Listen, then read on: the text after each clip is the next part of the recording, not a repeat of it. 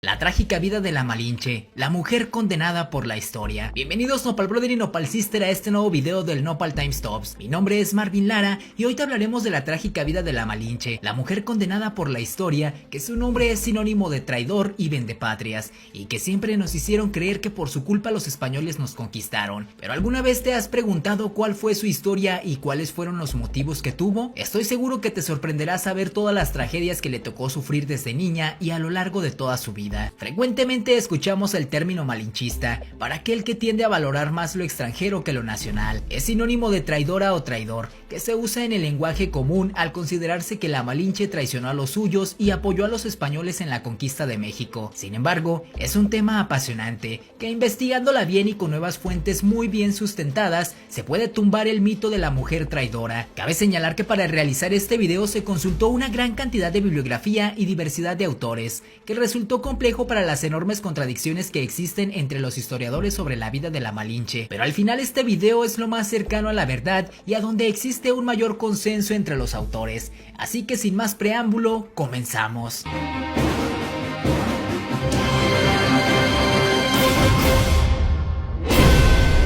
Número 1. Su origen. Nació entre 1496 y 1501, posiblemente en Oluta, Veracruz, muy cerca de Coatzacoalcos. Según Bernal Díaz del Castillo, los padres de Malintzin eran señores y caciques de un pueblo llamado Copainalá. Su padre, de acuerdo al historiador Gómez de Orozco, era cacique de Oluta y Xaltipa, y se casó según la costumbre con una señora de vasallos y estados, también de noble origen, llamada Cimatl, la cual según se dice era joven y hermosa. El nombre de pila de la Malinche fue Malinali, en honor a la diosa de la hierba, y más tarde Tenepal, del cual existe controversia sobre su significado, pues algunos historiadores le atribuyen la que habla con vivacidad o dueña de la palabra, y otros el significado de hecha de cal o piel clara como la luna, pues era su piel más clara que las demás mujeres de su raza. Número 2. La muerte de su padre y el inicio de la desgracia. El cacicazgo de su padre se encontraba sometido al imperio mexica y por lo tanto debía pagar tributo. Cada vez solicitaban cuotas más altas que eran muy difíciles de pagar, sobre todo para poblados pequeños como al que pertenecía la Malinche. Ante el incumplimiento del pago se lo llevaron los mexicas a su padre para ofrecerlo como sacrificio en Tenochtitlan, también como muestra de escarmiento para que la próxima vez pagaran completo y a tiempo su tributo. Después de la muerte de su padre, su madre se volvió a casar y tuvo un hijo, lo cual colocaba a Malinali como una hijastra incómoda del nuevo marido. Y aunque existe controversia entre historiadores sobre los verdaderos motivos por los que fue vendida por su madre a mercaderes traficantes de esclavos, lo verdaderamente importante es que terminó vendida a un grupo proveniente de Cicalango, una importante región comercial al sureste de México. Tras una guerra entre los mayas de Potonchán y los mexicas de la zona de Cicalango, Malinali fue cedida como tributo a Topscop, cacique maya de Tabasco. Número 3. Su vida como esclava y su transferencia a los españoles. Toda esta tragedia sucedió cuando Malinali era muy joven, alrededor de sus 12 o 15 años, por lo que en poco tiempo pasó de ser parte de una familia noble al ver cómo se llevaban a su padre al sacrificio, luego como dentro de su propia casa la venden como esclava a unos mercaderes y estos la cedieran como tributo a un nuevo cacique, lo que sin duda fue violento, doloroso y humillante para Malintzin, que no debió de entender qué estaba pasando. Poco tardó en aprender y dominar el maya xontal, además de su idioma materno, el náhuatl. Tras la llegada de los españoles, Malinali fue regalada a Hernán Cortés después de la derrota de los tabasqueños en la batalla de Centla el 14 de marzo de 1519, junto con otras 19 mujeres, algunas piezas de oro y un juego de mantas. Cortés ordenó bautizarlas para cumplir la ley castellana que permitía mantener relaciones de concubinato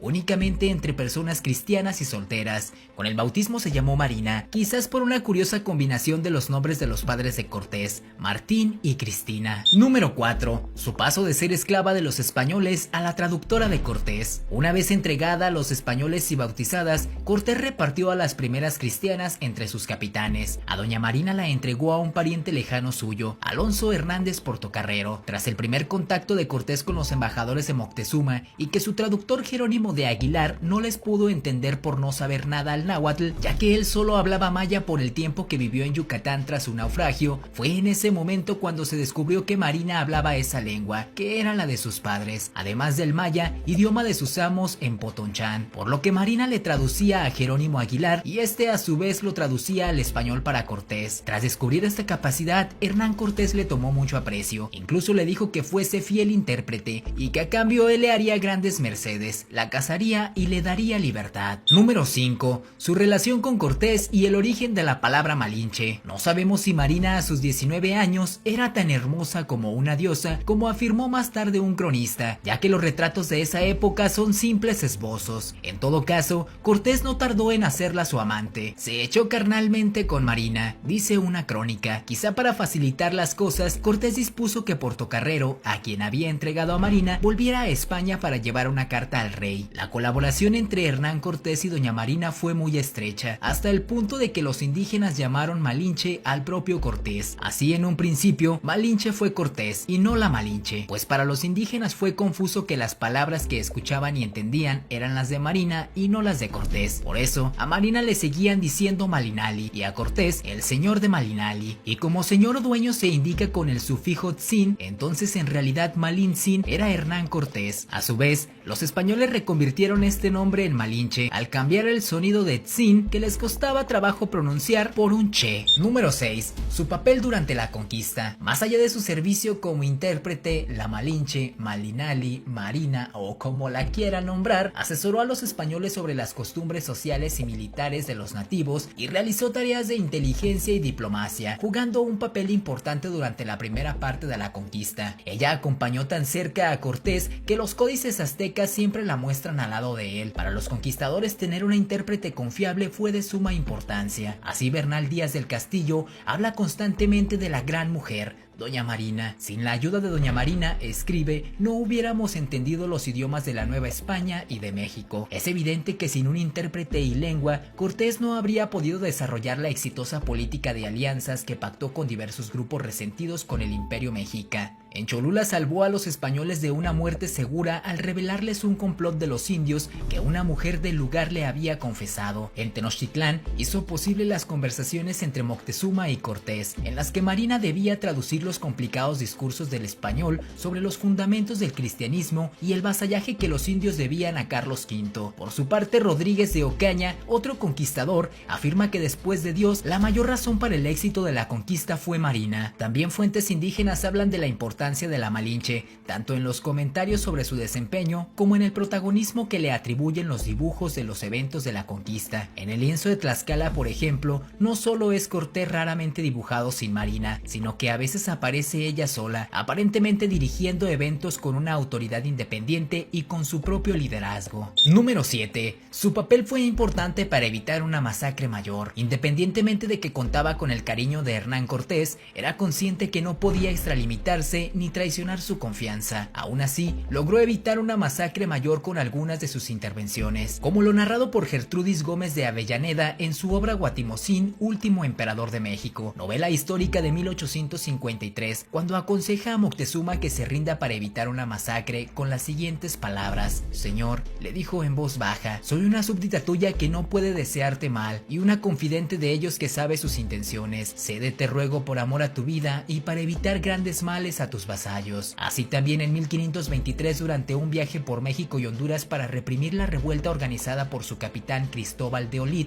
Cortés pasó por Coatzacoalcos, la localidad natal de Marina. El conquistador convocó a los caciques para explicarles, a través de Marina, a quién debían su fidelidad. Entre ellos estaban los familiares de la intérprete, su madre y su hermano, bautizados como Marta y Lázaro, y recordando que la habían vendido como esclava, tuvieron miedo de ella porque creyeron que los enviaba a llamar para matarlos. Sin embargo, doña Marina los consoló, les perdonó y les dio muchas joyas de oro y ropa, lo que indica que la Malinche no era una mujer rencorosa, que a pesar del maltrato recibido en su infancia, logró perdonar a su familia. Constantemente tenía gestos de buena voluntad con los indígenas. A través de la traducción, ella pretendía hacerles entrar en razón para evitar caer en guerras en donde pudieran ser masacrados a causa de la diferencia de armamentos y entrenamiento. Número 8. La vida de la Malinche después de la caída de Tenochtitlán. Tras la conquista de la capital azteca, Cortés se instaló en Coyoacán, una localidad cercana. Marina siguió junto a él y en 1522 tuvieron a un hijo al que llamaron Martín en honor al padre del conquistador. Sin embargo, al poco tiempo le fue arrebatado y pasó a educarse en el ámbito español.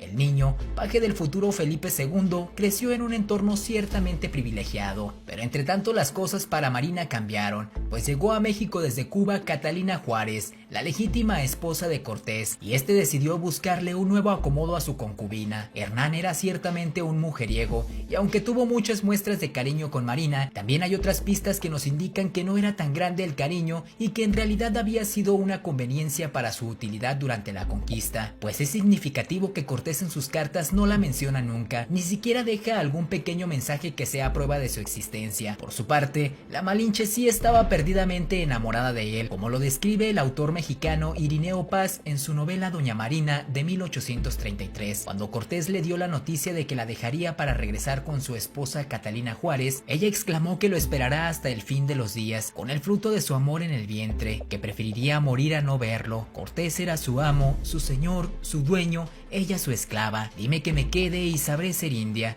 la esclava sumisa de tu esposa. Sin embargo, Cortés regresó con su esposa, pero no dejó desprotegida a Marina. Le organizó su boda con otro conquistador, un hidalgo llamado Juan Jaramillo, que era procurador en el Ayuntamiento de Ciudad de México, del que llegaría a ser alcalde 2 años después. El cronista López de Gomara asegura que Jaramillo se casó bebido y que la boda fue mal vista por los hombres de Cortés, porque Marina era india, madre soltera y había estado con 2 españoles. Pero con este enlace, Hernán Cortés cumplía la promesa de libertad que le había hecho a Marina al inicio de la conquista. Pagaba sus servicios otorgándole las encomiendas de Huilotlán y Tequitipac que por herencia le correspondían, y le proporcionaba una excelente posición social. De su matrimonio con Jaramillo se sabe que tuvo otra hija, María Jaramillo. Número 9. Un final misterioso. Después de que Cortés la dejara para regresar con su esposa, poco se sabe de Marina. En 1526 la encontramos en la expedición de las Cibueras en Honduras, a la que se unió obligada por su antiguo amante, necesitado como siempre de una traductora. Marina sobrevivió a la desastrosa expedición, pero su salud después de tantas penalidades por la selva debió de quedar resentida,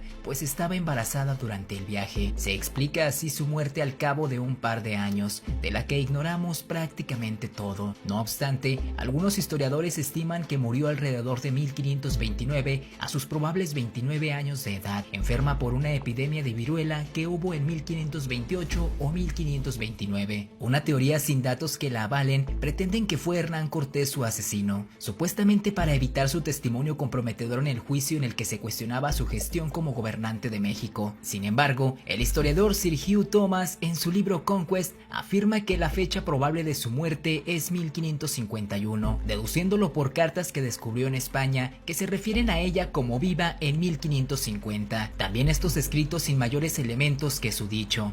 En fin, en realidad es uno de los puntos que hay un gran misterio y que los diversos autores no se ponen de acuerdo sobre el fin de la trágica vida de la Malinche. Número 10. El libro que inició con el mito de la Malinche traidora, el libro Xicotencatl de 1826, del cual se desconoce su autor pero se cree que era un independista exiliado en los Estados Unidos, fue el primero que le dio la connotación negativa a la Malinche. A partir de esa obra, muchos historiadores lo tomaron como referencia y siguieron propagando el mito, incluso para escribir los libros de texto de la educación pública. Sin embargo, debemos entender el contexto del libro y el sesgo de la información, pues cuenta la historia de la conquista de México a través de la oposición Cortés-Xicotencatl, según la óptica indígena, donde se condena y resalta todo lo negativo de la conquista, cosa que era usual en esa época de recién lograda la independencia, donde todo lo que tuviera que ver con los españoles era rechazado. Por eso, todos los valores positivos del libro se concentran en el joven general de los tlaxcaltecas,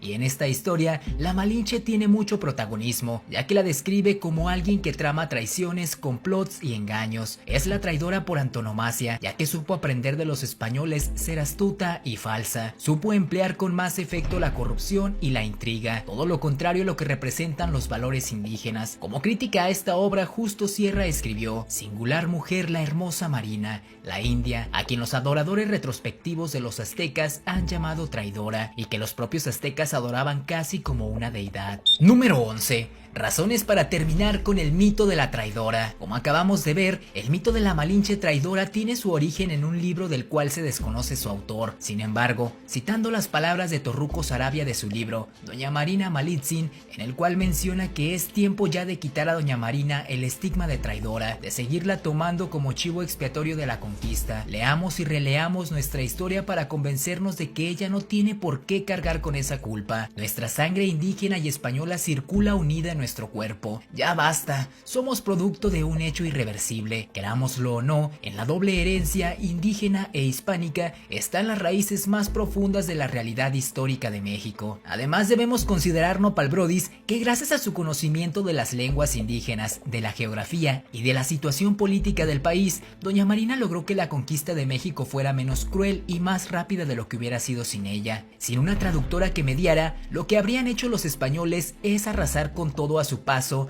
tal como sucedió en la conquista de los pueblos nativos por los ingleses en los Estados Unidos. Aparte, antes de llamarla traidora debemos determinar a quién traicionó, pues ella no era mexica como para que estos se sintieran traicionados y tampoco existía un México unido, sino una diversidad de culturas que estaban generalmente peleadas entre ellas. Entonces, traicionó al pueblo que los tenía sometidos cobrando altos tributos y que la dejó huérfana al llevarse a su padre para ser sacrificado. Traicionó al pueblo donde nació, el cual la vendió como esclava a unos traficantes de esclavos y que no hicieron nada para evitarlo. O traicionó al pueblo que la tuvo esclavizada por años y al ser derrotado por los españoles la ofrecieron como tributo como si se tratara de un objeto. Desde nuestra opinión, lo que hizo la Malinche fue intentar sobrevivir a los terribles escenarios que le iba presentando la vida. Muchas gracias Nopal Brother y Nopal Sister por ver nuestro video, y como siempre, la opinión más importante es la tuya, por lo que te pedimos que nos dejes en los comentarios si consideras que fue la Malinche una traidora, y qué hubieras hecho tú en su lugar. Estaremos muy atentos para leer lo que nos escribas,